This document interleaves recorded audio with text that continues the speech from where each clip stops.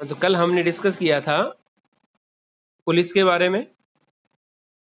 Lord Cornwallis ने India के अंदर परमानेंट पुलिस ऑर्गेनाइज की, अलग अलग लेवल्स बनाए उसके। डिस्ट्रिक्ट मजिस्ट्रेट को असिस्ट करने के लिए पुलिस जो है वो हर डिस्ट्रिक्ट में तैनात की गई। डिस्ट्रिक्ट को थानाज में बांटा गया और उन थानों का हेड होता था वो दरोगा होता था। टाउन्स और विलेजेस जो थे उसमें कोतवाल और चौकीदार, टाउन्स में कोतवाल और गांव में चौकीदार हुआ करते थे। और उसके बाद में डिस्ट्रिक्ट डीएसपी की जो पोस्ट थी वो भी क्रिएट की गई, जो पूरे डिस्ट्रिक्ट को लुक आफ्टर करता था, देखता था। इसमें भी वही सिस्टम था, आर्मी की तरह ही, सिविल सर्विसेज की तरह ही। ये जो हायर पोस्ट जो थी वो इंडियंस के लिए नहीं थी, ओनली रिजर्व फॉर इंग्लिश। उसके बाद आती आपकी judiciary. Before the coming of the British जब आए उससे पहले कोई स्पेशल कोई रूल नहीं होता था यहाँ पे। किसका? न्याय व्यवस्था का। इंडियन पेनल कोड नहीं था कुछ भी, मतलब किस जुर्म के लिए क्या सजा देनी है वो डिफाइन नहीं था। सारा डिपेंड करता था किसके ऊपर? राजा, किंग जो था, नवाब जो थे, उनकी सोच के ऊपर डिपेंड करता था, वो जो चाहे वो सजा दे सकता था। Before the coming of the British there were no common law in India and the Indians followed laws and regulations based on local customs and traditions. Bharat में कोई कॉमन लॉ नहीं था, हम इंडियंस वो ही लॉज जो थे फॉलो कर रहे थे जो हमारे कस्टम्स पे और हमारे ट्रेडिशंस पे बेस्ड थे। For some time in the beginning of British, कुछ समय के लिए ब्रिटिश काल के शुरुआत में British did not interfere with existing system. British ने हमारा जो कानून व्यवस्था जो थी यहाँ की उसमें कोई इंटरफेरेंस नहीं किया। And apply the British law in case of European alone. शुरुआत में जब ब्रिटिश यहाँ पे आए थे तो उन्होंने भारतीय कानून व्यवस्था में कोई इंटरफेयर नहीं किया, जैसा चल रहा था वैसा चलने दिया।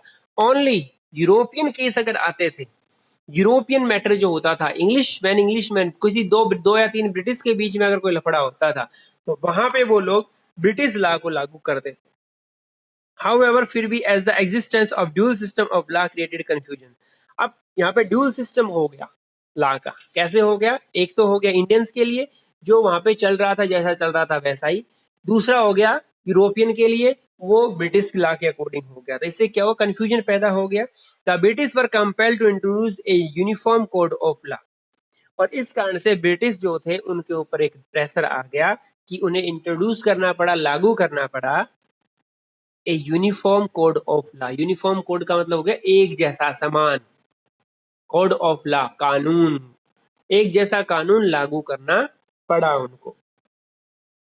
Prior to lord Cornwallis, lord Cornwallis से पहले Warren Hasting also had taken keen interest, keen का मतलब बहुत ज्यादा, interest in improving the judicial setup. Lord Cornwallis से पहले वॉरेन हेस्टिंग ने भारत का जुडिशियल सेटअप को इम्प्रूव करने में बहुत ही इंटरेस्ट दिखाया। It was in 1774 that the Supreme Court was established in Calcutta under the Regulating Act of 1773. Regulating act 1773 के अंदर कैलकाटा के अंदर सुप्रीम कोर्ट सेटअप किया गया। कब किया गया? 1774 के अंदर। कहाँ किया गया? कैलकाटा में। क्वेश्चन बनता है बहुत अच्छा। A graded system of courts evolved over a period of time. अब कोर्ट के भी क्या थे? ग्रेडेड सिस्टम हो गई। ये लोअर कोर्ट है, ये हायर कोर्ट है, इस तरीके से ग्रेडिंग करी गई। At district level they were to be two courts. District level पे दो कोर्ट हुआ करती थी, एक क्रिमिनल जिसे फौजदारी अदालत कहते थे और एक सिविल कोर्ट जिसे दीवानी अदालत कहते हैं। आज भी वही सिस्टम चल रहा है जो अंग्रेजों ने यहाँ पे इंट्रोड्यूस किया था। डिस्ट्रिक्ट लेवल पे दो टाइप की कोर्ट हुआ करती थी, एक क्रिमिनल कोर्ट, दूसरी सिविल कोर्ट। क्रिमिनल कोर्ट का मतलब फौजदारी अदालत, जिसके अंदर कोई क्राइम करता है तो उसके लिए आता है, जैसे मर्डर हो गया किसी का, इस तरीके की चीजें आती हैं। और सिविल कोर्ट, दीवानी अदालत में क्या होता था आपका? जैसे कि किसी का झगड़ा हो गया किसी के साथ, किसी की जमीन जायदाद की बात है, उन सब के ऊपर कोई, जैसे कि ये सब चीजें जो होती थी वो दीवानी अदालत में आया करती थी, सिविल कोर्ट में आया करती थी। Maulvis and pundits interpreted Indian law for या European district collectors who presided over civil courts. अब मौलवी और पंडित जो थे उन्होंने क्या किया, भारतीय लॉ को ज्यादा प्रेफरेंस दिया, उन्होंने इसकी व्याख्या की यूरोपियन डिस्ट्रिक्ट कलेक्टर के सामने, जो सिविल कोर्ट के क्या होते थे, हेड हुआ करते थे। The criminal court was still under a qazi and mufti. Criminal court जो थी उसमें क्या थे, मुफ्ती और काजी, ये दो पोस्ट हुआ करती थी, उनके अंडर थी, but worked under supervision of collectors. हालांकि उन्होंने क्या की, जो जज थे, जो क्रिमिनल कोर्ट जो थी उसमें जो जज थे उसमें काजी और मुफ्ती हुआ करते थे, वो एक तरीके से जज का काम करते थे, लेकिन वो किसके सुपरविजन में काम करते थे, ब्रिटिश कलेक्टर्स थे। High courts were established as presidency town of Bombay, Calcutta, Madras. अब प्रेसिडेंसी टाउन यहाँ पे क्या मतलब हुआ, प्रेसिडेंसी टाउन का मतलब हुआ जहां पे गवर्नर रहता था, जहां पे गवर्नर रहा करता था उसे प्रेसिडेंसी टाउन कहा जाता है। और प्रेसिडेंसी टाउन थे वहां पे कौन, बॉम्बे, कलकत्ता और मद्रास। वहां पे हाई कोर्ट सेटअप किया गया और सुप्रीम कोर्ट सेटअप किया गया कलकत्ता के अंदर 1774 के अंदर। Cornwallis code was introduced in 1793। 1793 में कॉर्नवालिस कोड इंट्रोड्यूस किया गया। क्या था ये, it was related to civil, criminal, commercial, land revenue and police system. चाहे वो सिविल कोई आपका मुद्दा हो, मैटर हो, चाहे क्रिमिनल मैटर हो, चाहे कमर्शियल हो, चाहे लैंड रिवेन्यू का हो या पुलिस का हो, इन सब के लिए कॉर्नवालिस कोड जो था वो सेटअप किया गया। इट स्टेटेड, अब ये क्या कहता था कॉर्नवालिस कोड, ध्यान से देखिएगा, justice should be based on written law and regulation instead of as old traditions and customs.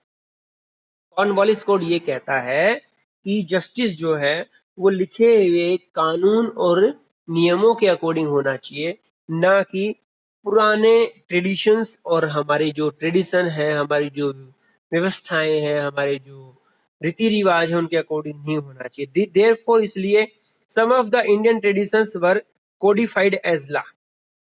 इसलिए भारत के कुछ ऐसे जो ट्रेडिशंस थे जो एक्चुअलिटी के अंदर सही लगे, उनको कानून बना दिया गया, उनको लॉ बना दिया गया, कोडिंग कर दी गई। कोडिफाइड को मतलब क्या होता है, लिख रिटन कर देना उसे। This made law uniform and easier to enforce. और इससे क्या हुआ फायदा, एक तो लॉ जो है वो यूनिफॉर्म बढ़ गए, सबके लिए समान हो गए, और दूसरे क्या हो गए, उनको लागू करना इजी हो गया सबके लिए। अब वहां पे किसी की पर्सनल एक बंदे की विवेक के ऊपर काम नहीं रहा, जो रिटर्न के अंदर था वो लागू हो गया। A law commission was appointed in 1833 to codify Indian laws. भारतीय कानून की कोडिंग करने के लिए 1833 में लॉ कमीशन सेटअप किया गया। Compiled Indian penal code IPC, आपने सुना होगा ना, आईपीसी एक्ट इतने के तहत इसको फांसी दी जाती है, तो ये आईपीसी क्या है, इंडियन पेनल कोड। ये 1833 के अंदर सेटअप किया गया था लॉ कमीशन, और उसने क्या बनाया, इंडियन पेनल कोड बनाया, और उसके अंदर बाकायदा लिखा हुआ था, धाराएं लगा दी गई, और उसमें ये कर दिया गया अगर ये अपराध होता है तो उसकी ये सजा, ये अपराध होता है तो उसकी ये सजा। ये इंडियन पेनल कोड था आपका, उसे कहते हैं रूल ऑफ लॉ।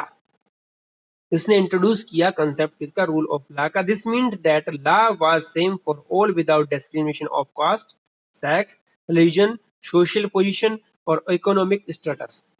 इस रूल ऑफ लॉ का मतलब क्या हुआ कि जो लॉ है वो सबके लिए बराबर है, without any description of caste, जाति के आधार पे, लिंग के आधार पे, धर्म के आधार पे, सोशल पोजीशन मींस उसका ओहदा क्या है समाज में, उसके आधार पे, और इकोनॉमिक स्टेटस उसकी स्थिति कैसी है, आर्थिक स्थिति कैसी है, उसके आधार पे बिना किसी डिस्क्रिमिनेशन के कानून सबके लिए बराबर है। ये था कोड ऑफ लॉ।